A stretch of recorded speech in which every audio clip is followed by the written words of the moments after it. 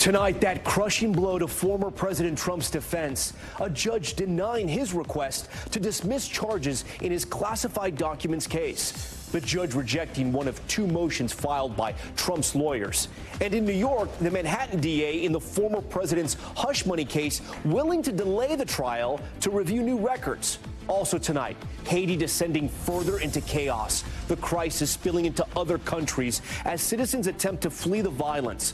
Florida Governor Ron DeSantis deploying troops to stop a potential influx of Haitian refugees. We speak to people in Miami's Little Haiti who have family trapped in the gang-occupied nation. Winter's wild end, a powerful storm burying the Rockies in feet of snow. In Denver, highways shut down, leaving drivers stranded and hundreds of flights canceled. Tonight, 36 million Americans from Texas to Ohio at risk for severe storms. Tornadoes, large hail, and damaging winds ripping through the central U.S. Searching for Riley. The hunt for a missing college student in Nashville intensifies. Police ramping up mobilization efforts. His parents seen surveillance video of their son for the first time, pleading for the public's help. Plus, parachute crash landing, a plane plunging into a heavily wooded area after its engines lost power. A couple and their 2-year-old miraculously surviving, walking away with just minor cuts and scratches. The device that likely saved their lives.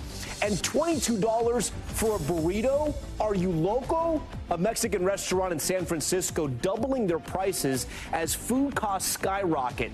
But here's the catch. People are still lining up to buy it.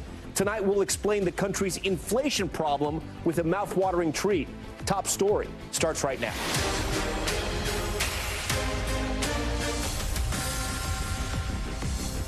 And good evening. Top story coming to you live tonight from the Telemundo Center in Miami. And tonight, a major setback for President Trump's defense in his classified documents case here in Florida. A judge here denying one of his two motions to toss the case. Trump is accused of hoarding classified documents at his Mar-a-Lago estate, you'll remember, and resisting government attempts to retrieve the information. The prosecution, led by special counsel Jack Smith, charged the former president with 40 criminal counts. Trump's lawyers filing two motions, one arguing the case should be tossed. The first because the Presidential Records Act, which Trump's defense claims presidential records can be transformed into personal records after being removed from the White House. The second, in which the dismissal was denied, says the section of the Espionage Act he's accused of violating is unconstitutionally vague. The case, just one of 4 criminal cases against Trump, who is navigating the courtroom and the campaign trail up until Election Day.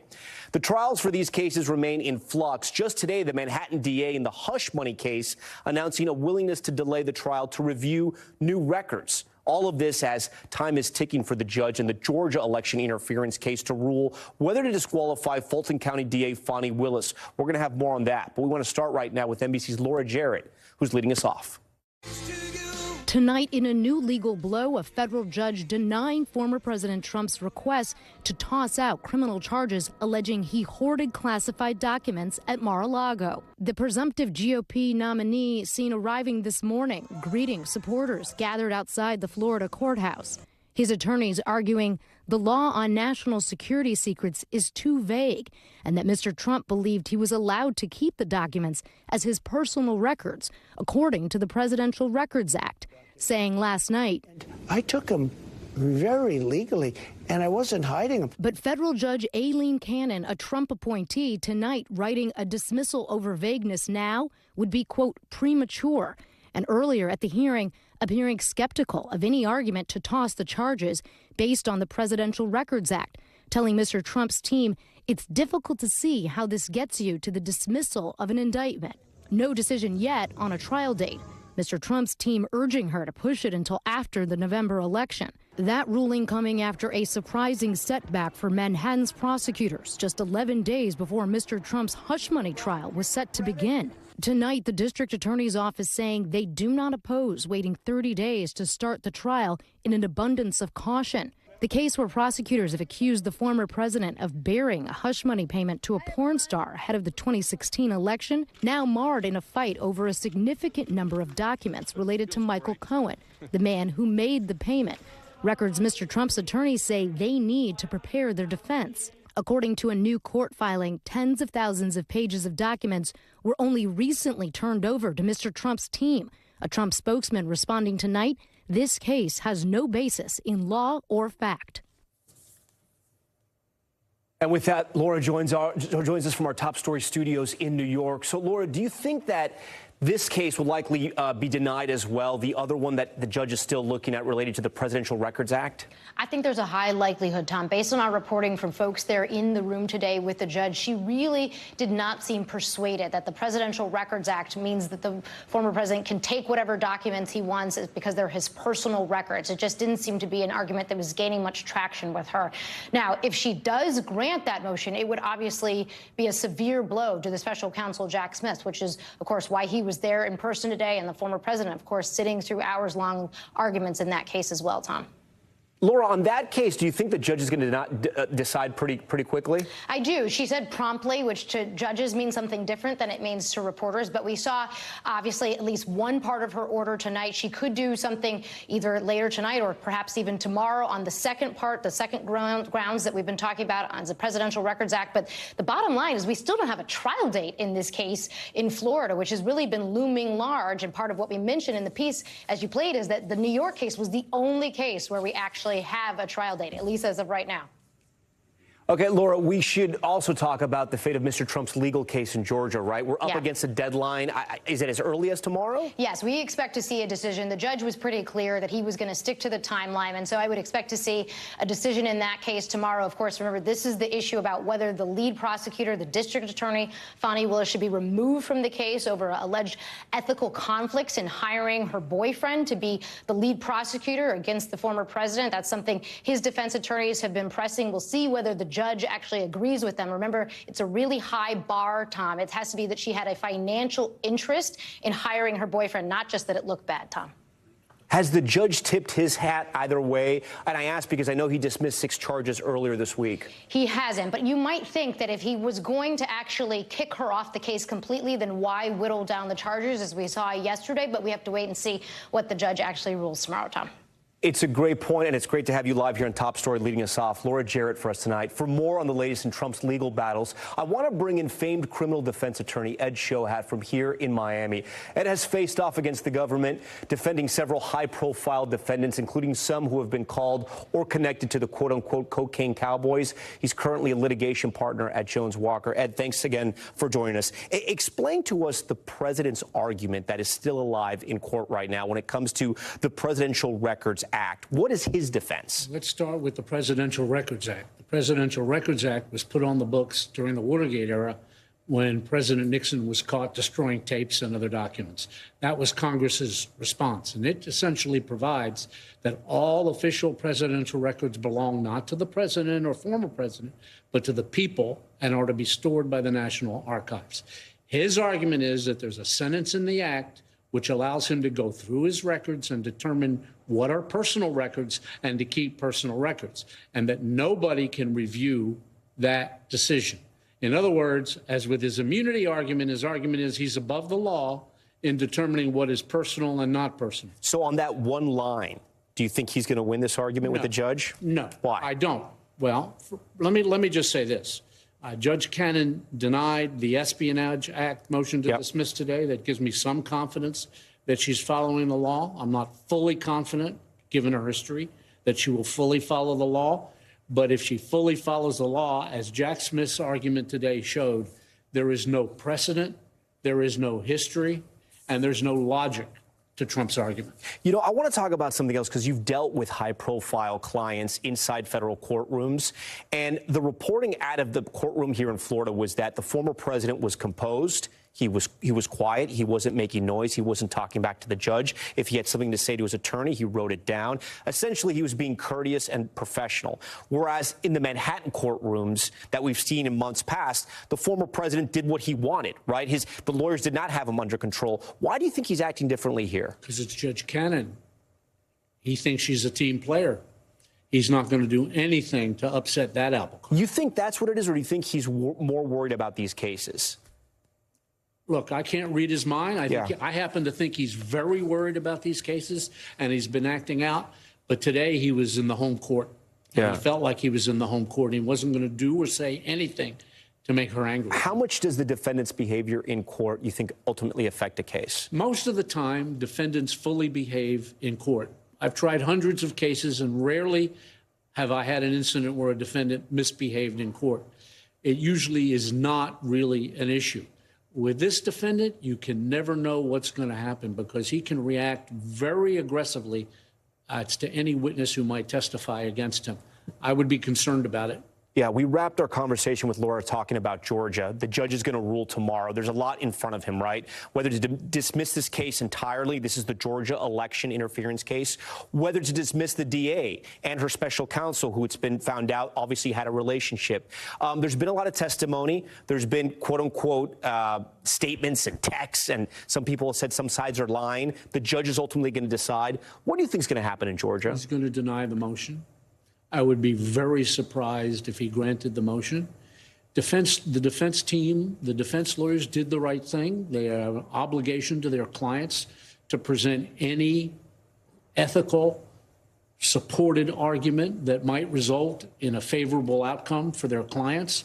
That said, they completely failed to draw a connection between the relationship between the two prosecutors and the substantial rights of their clients. You think that essentially they brought the right case, right? They were able to expose the relationship, and then they dropped the ball in trying to argue that this was essentially a conflict of interest? I wouldn't say they dropped the ball. I don't think they had the evidence. I think that's where it completely fails, and that's what the prosecutors argued.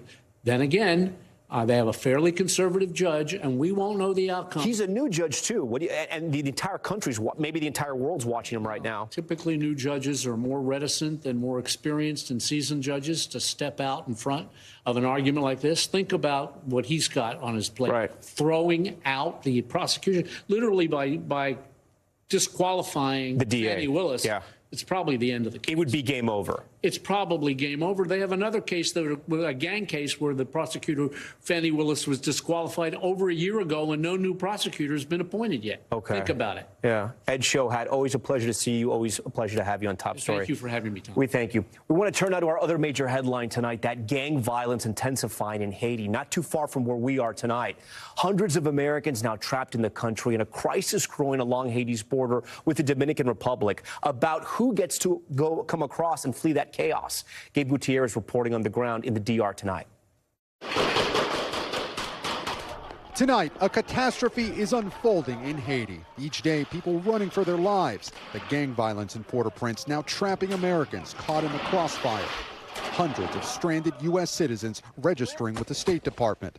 We just want to go home. Missionary Jill Dolan and her family are stuck at a makeshift motel near the country's shuttered main airport. She's desperate to get back to Florida in time for her daughter's wedding.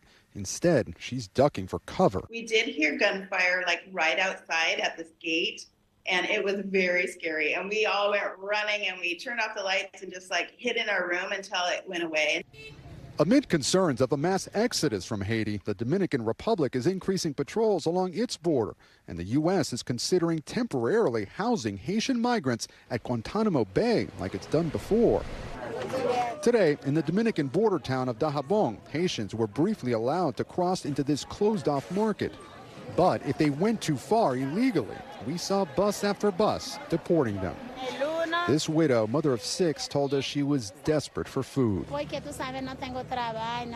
We don't have work. We don't have a president. We have nothing, she says.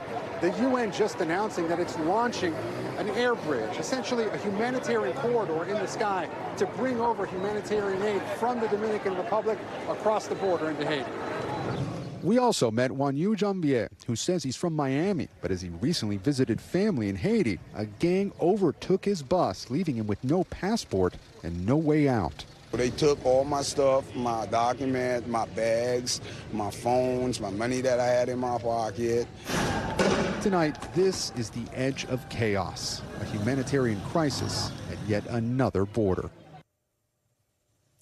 With that, Gabe Gutierrez joins us now live from Dajabon in the Dominican Republic near the border. Gabe, even when there's not chaos in Haiti, the relationship with the Dominican Republic has always been conflicted. What is the DR doing to keep the Haitians out? Yeah, definitely a strained relationship, Tom. As you saw in the piece, they've increased patrols at the border. And even today, we saw bus after bus deporting Haitians that had come over and tried to cross over illegally. And if I could just point something out, Tom, right behind me, right there, that is the Haitian border, that gate.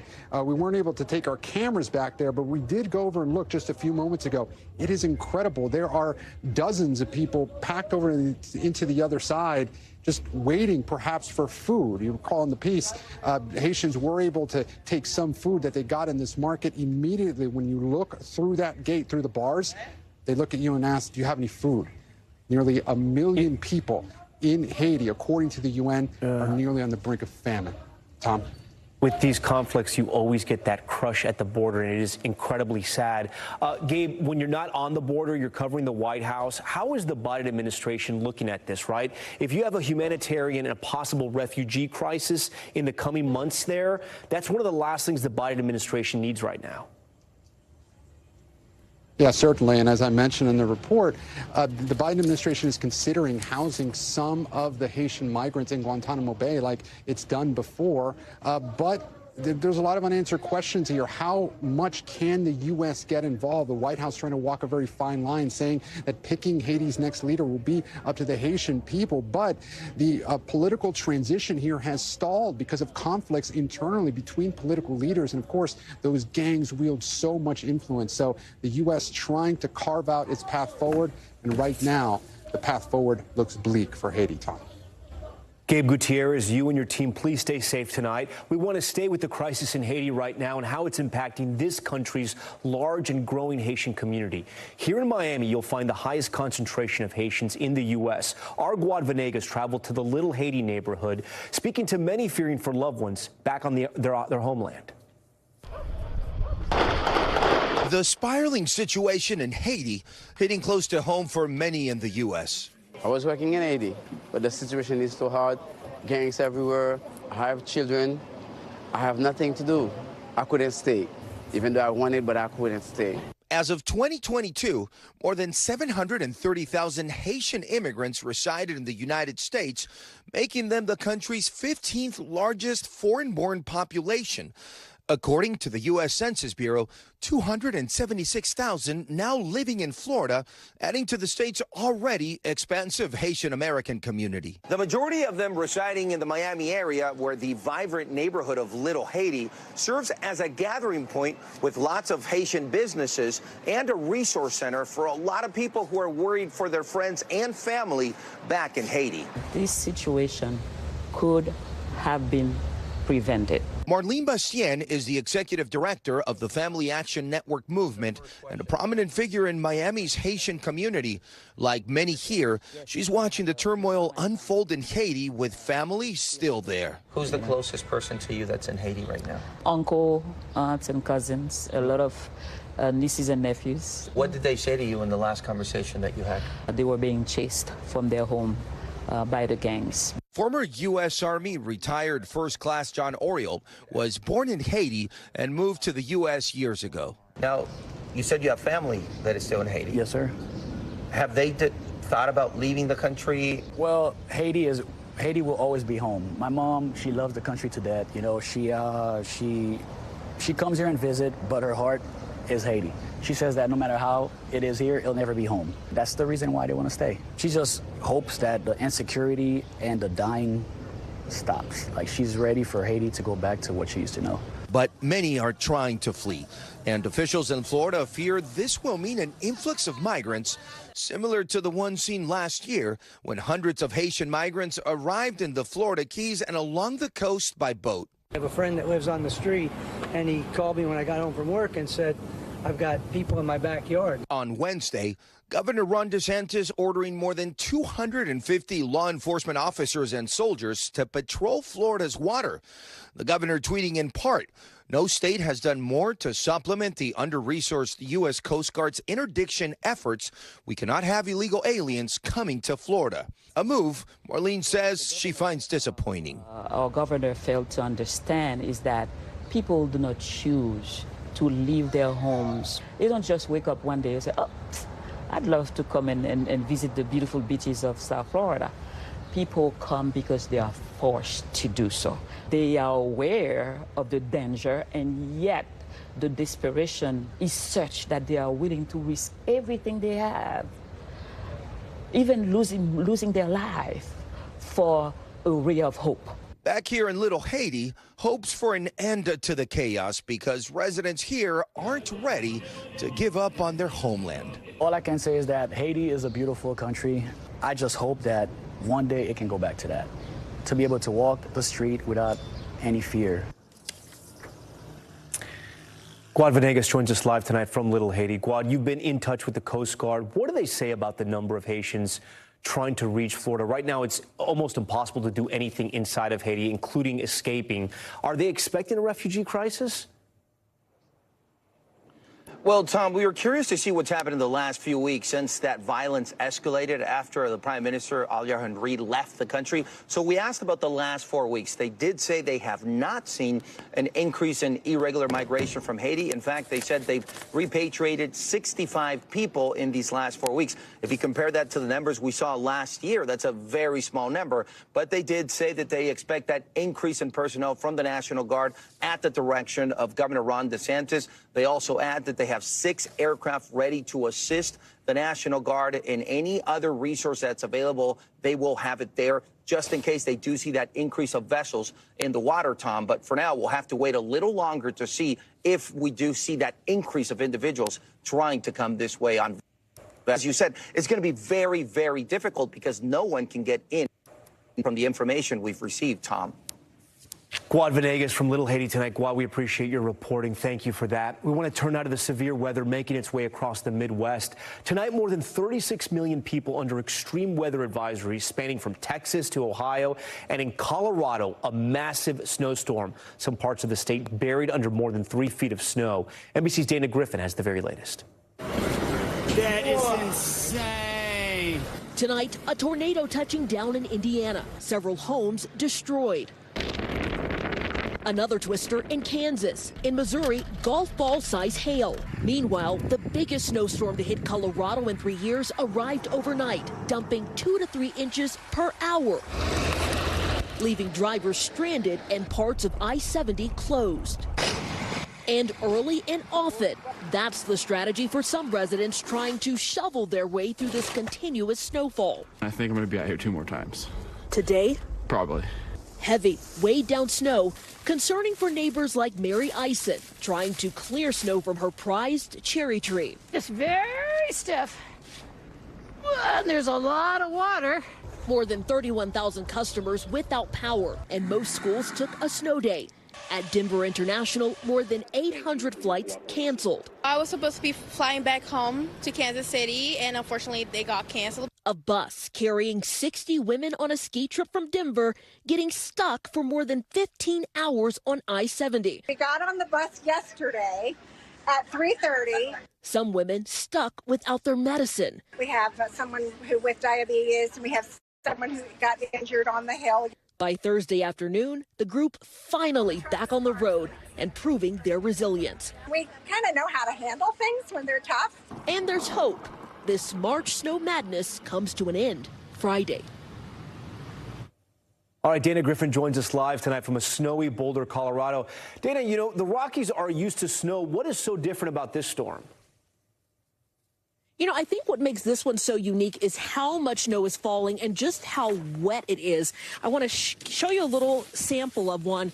Usually when you pick up snow, it's light, fluffy, it falls apart, but just look how dense and packed this is. It is filled with such heavy water. And the concern about this, Tom, is that it's going to bring down tree limbs like the one you see here and power lines. That's why it's going to be a busy night for crews, hoping that this does not happen. We've actually seen smaller branches and twigs fall off as well. And, you know, there's more snow expected. We still got another 12 hours of this storm. So the snow that you see on the ground here will likely double come tomorrow morning. Tom? All right, Dana Griffin showing us all what's happening over there in the Rockies. Dana, we appreciate it. With more snow expected to continue throughout Colorado tonight, I want to get to the forecast. NBC meteorologist Bill Cairns joins us live. Bill, I know you're tracking all the severe weather. Where does it go from here? Yeah, we're in the middle of a severe weather outbreak, Tom. We've now had 3 confirmed tornadoes. We've had a ton of large hail, including 2 instances of softball-sized hail, 4 inches in diameter. It smashed through windshields in areas of Oklahoma and another case in Arkansas. So in total, already 120 severe weather reports. The watches that are up extend through 10 states from Ohio all the way down through Texas. So this is going to go well after sunset. Some areas will be tracking severe weather till at least midnight. The St. Louis area is a mess. New severe thunderstorm warnings with large hail over the top of you. To the north of you, in areas of Ohio, we just had a reported tornado with this storm. It went through Findlay, then the tornado was reported about 8 miles to the east of Findlay. We still have a tornado warning just south of Tifton, Ohio. Again, this was indicated by a law enforcement officer on the ground, so we know we had a confirmed tornado with that one. As far as the snow goes, round 1 ended about midday today. We had a little bit of a break, and now round 2 is starting, and we already have a couple spots that are 3 to 4 feet of snow. Yes, Boulder and Denver, on average, somewhere around a half a foot. You're going to get double that by the time we get to tomorrow morning. So winter storm warnings continue. The snow has moved back in. It's going to be heavy at times. And the problem is the weight of the heavy snow. Trees already have on top of them, Tom. So those number of power outages are going to escalate as we go throughout the night tonight. All right, Bill Cairns. Bill, we appreciate that. We need to get to some breaking news that's just into our newsroom right now. A verdict in the trial of James Crumbley, the father charged after his son shot and killed 4 students in his Michigan school. Just moments ago, a jury finding him guilty on all 4 counts of involuntary manslaughter. Adrian Brodus joins us now live tonight outside that courthouse in Pontiac, Michigan. Adrian, walk us through what happened here. The same verdict, right, that the mother here, Jennifer, got as well just a couple weeks ago.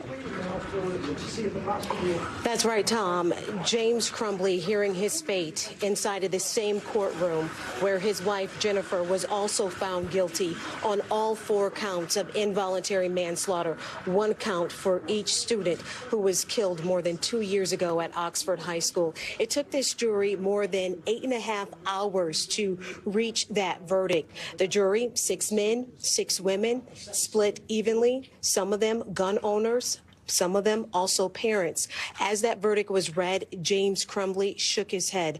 Also in the courtroom, parents of the students who were killed. The mother of Madison Baldwin, her name is Nicole. She wept as the jury foreperson read that verdict. I want to take you back over what the prosecution's key argument was, arguing in part that this school shooting was preventable and foreseeable by James Crumbley. The prosecutor argued over a course of 4 days. The trial, we heard testimony 5 days, but 4 days, the prosecution brought various witnesses to the stand. 14 of them were the same witnesses we heard from in the Jennifer Crumbley trial, but saying that James Crumbley, who was responsible for storing the gun, could have taken better steps to prevent all of this from happening, Tom. I'm waiting for and then, Adrian, can you take us inside the courtroom? What was James's reaction? I mean, obviously, he may have known that his fate was similar to his wife's, right? That there wasn't going to be a surprise here. But take us into the moments of once it happened. Whenever you want. So he heard that verdict inside of courtroom 2C behind me. And as the jury foreperson read the verdict, he shook his head. He pressed his lips together.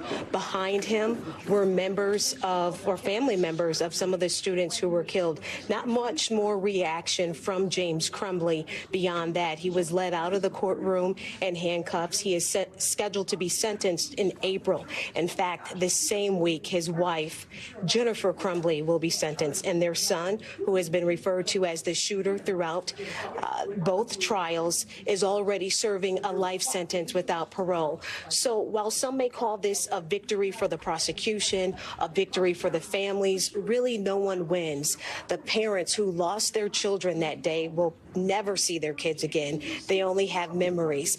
And every time the families told me they have to sit in the courtroom and hear the testimony, it doesn't get any easier. A big piece of evidence was the surveillance video that captured that school shooting on camera, Tom.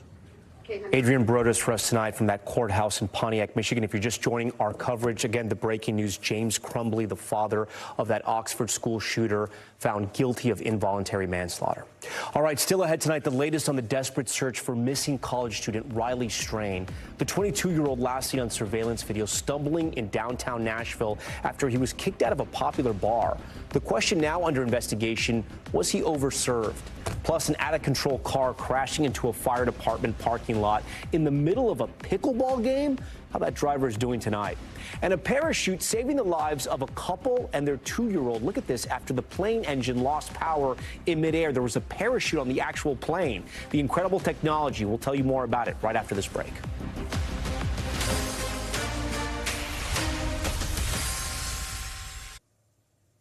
Okay, we're back now with the investigation into that missing college student in Nashville. Today marking nearly a week since 22-year-old Riley Strain disappeared during a trip he took with his school's fraternity.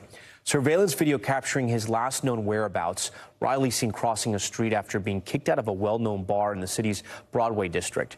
His stepfather telling Top Story earlier this week that he never made it back to his hotel.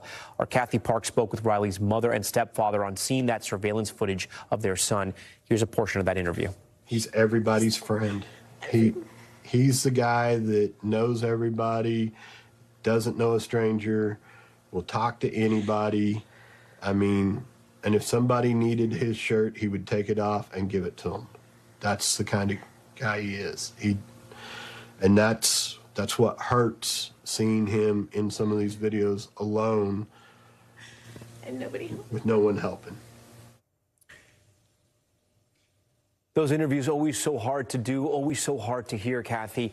The parents sound like they still have hope. Do they have any theories on where he could be?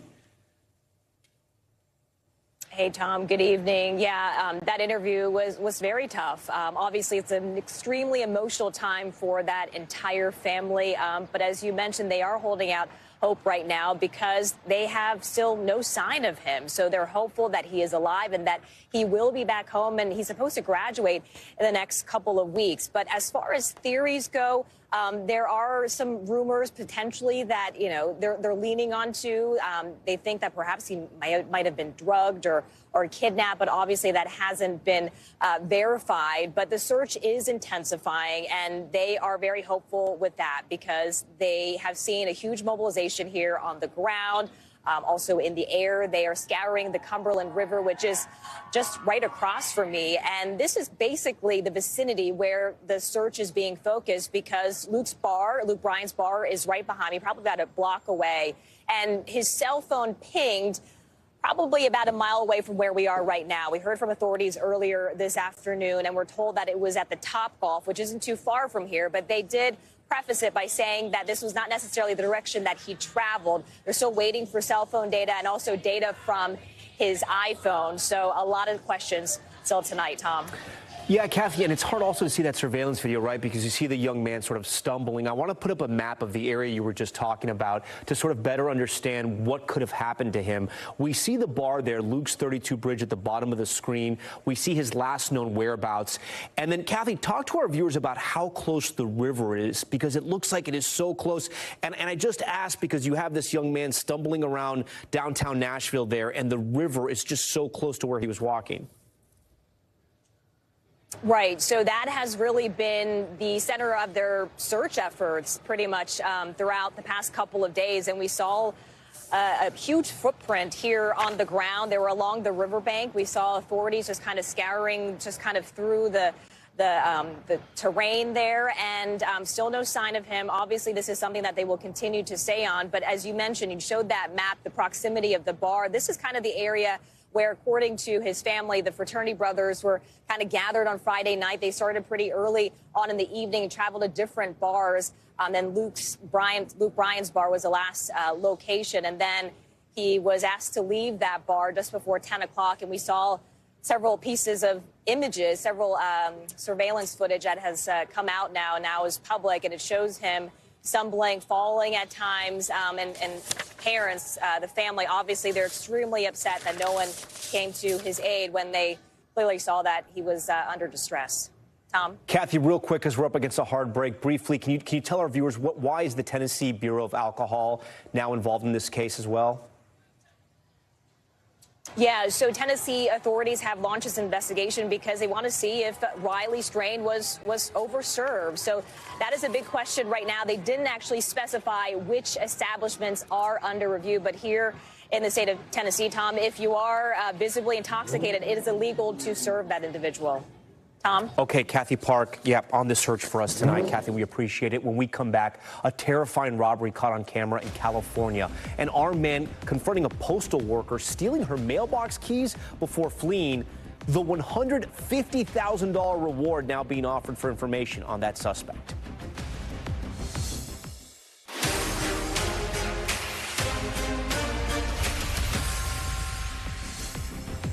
Back now with Top Stories news feed, starting with the urgent search for the person who robbed a mail carrier in Oakland, California, and the massive reward now being offered.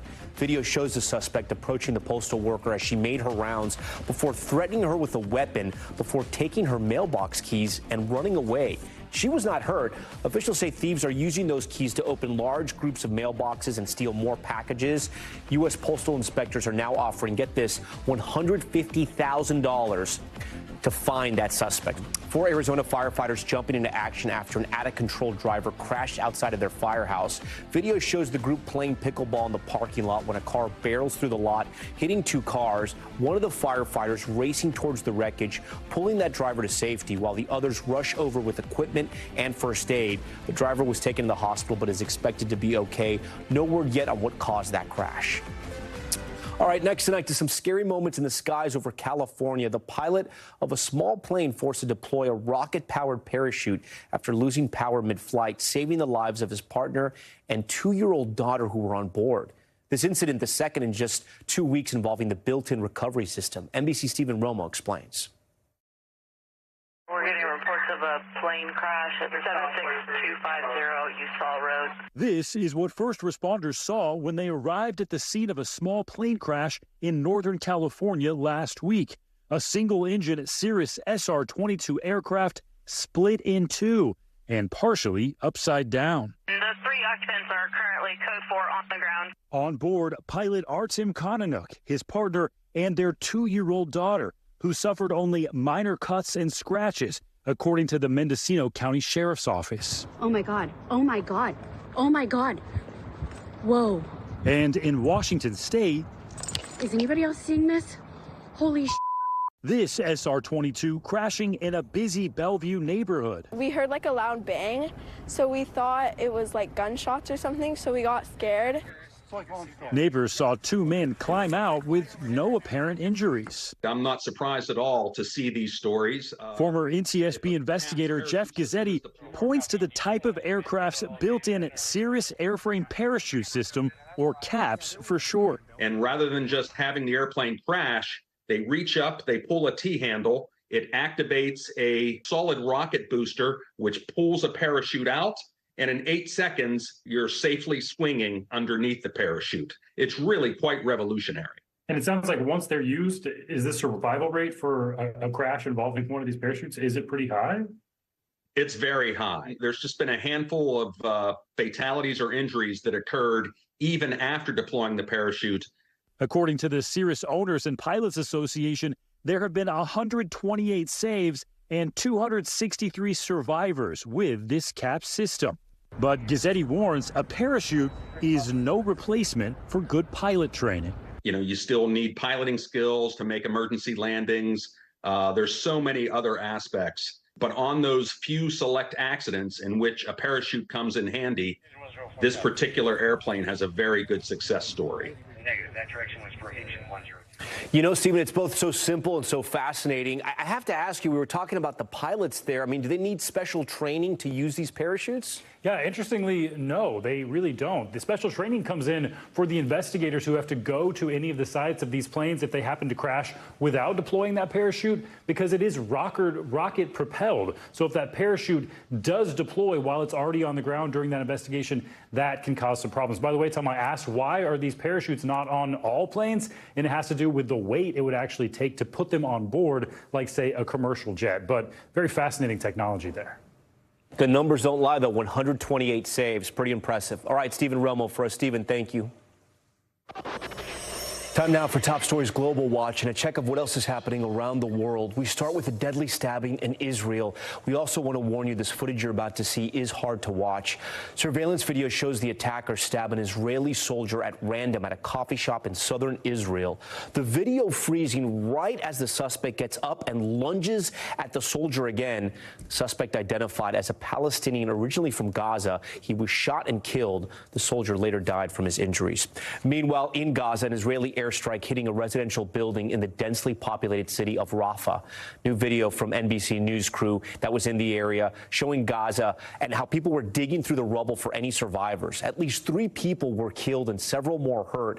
It comes a day after Israel announced its plans to move displaced Palestinians in so-called humanitarian islands in the middle of the Gaza Strip before it begins a ground offensive in Rafah. And officials in eastern China issuing a rare public apology to journalists. Local officials near Beijing expressing a, quote, deep regret after authorities were caught on live TV pushing reporters and trying to block them from the scene of a deadly restaurant explosion. Media in China is controlled, obviously, and censored by China's government.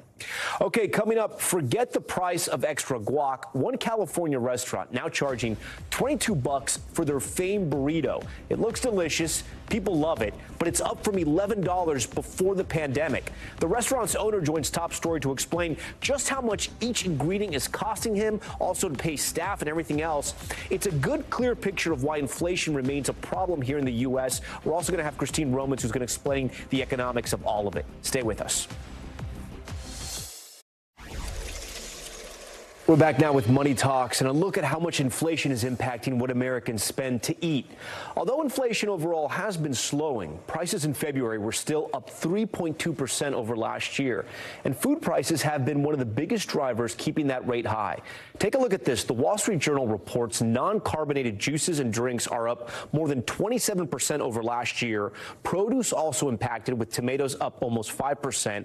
And for the parents out there, baby formula rising nearly 9% over the last year. And it's not just at the grocery store. Restaurant prices are also on the rise, where owners say material costs are forcing them to charge more for their meals. One Mexican restaurant in San Francisco, La Vaca Birria, has doubled the price of their signature burrito, telling our colleagues at NBC News Digital and NBC Bay Area the cost went from $11 to $22. $22 for a burrito.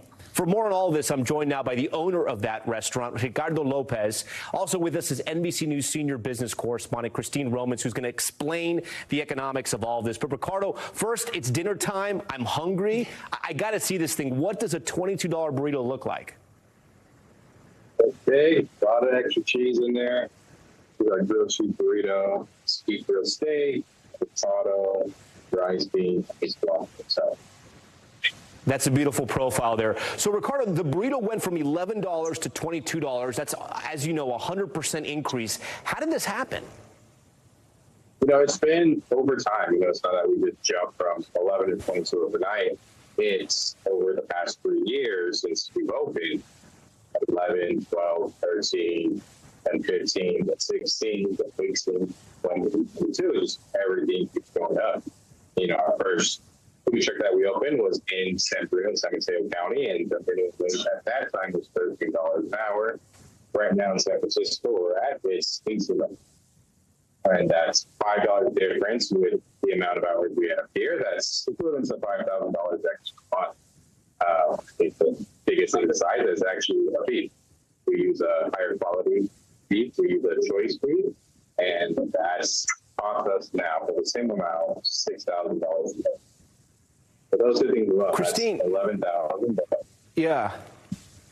Christine, this is a reality for a lot of restaurant owners. How does this go back to normal, or does it ever go back to normal? You know, quite frankly, you've got food prices up 25% over the past 4 years. And Ricardo's right. It's happened slowly over time here. And so even if inflation doesn't get any worse, you've piled up those price increases over the past 4 years.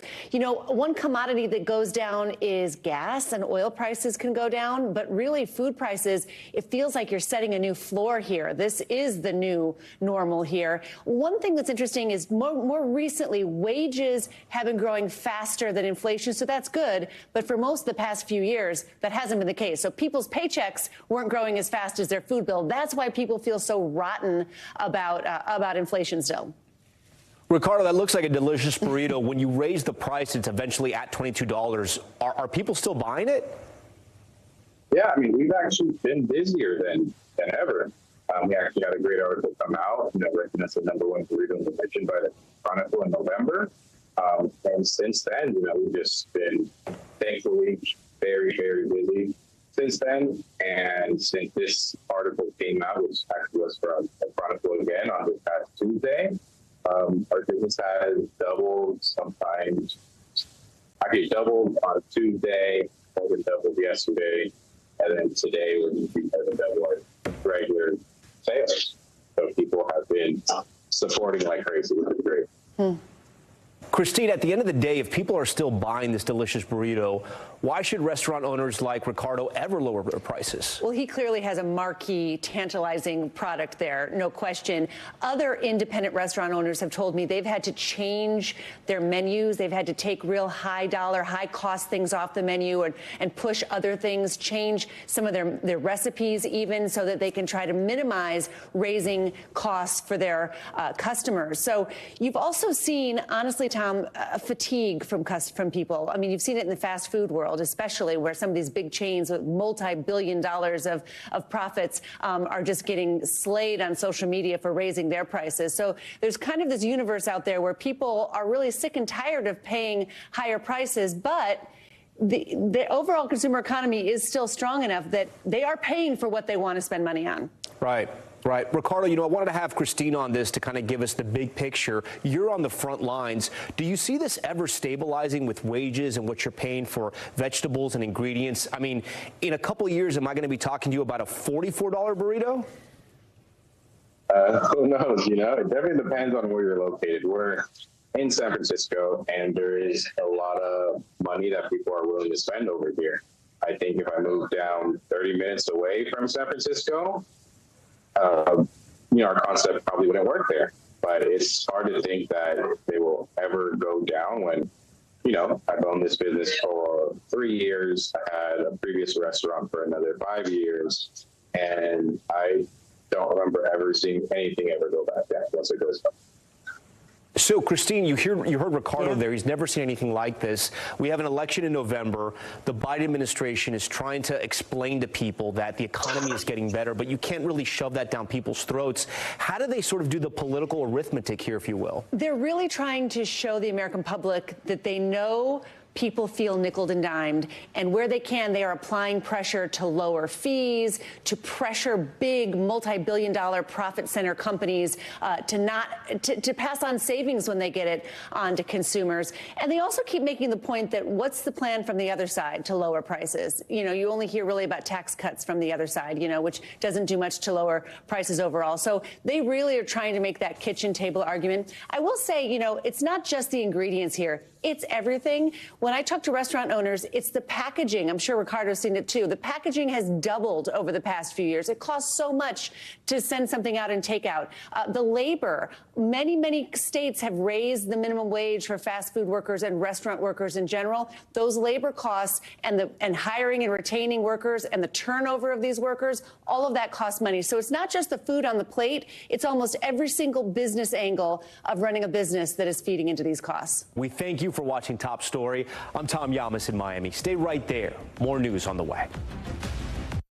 Thanks for watching. Stay updated about breaking news and top stories on the NBC News app or follow us on social media.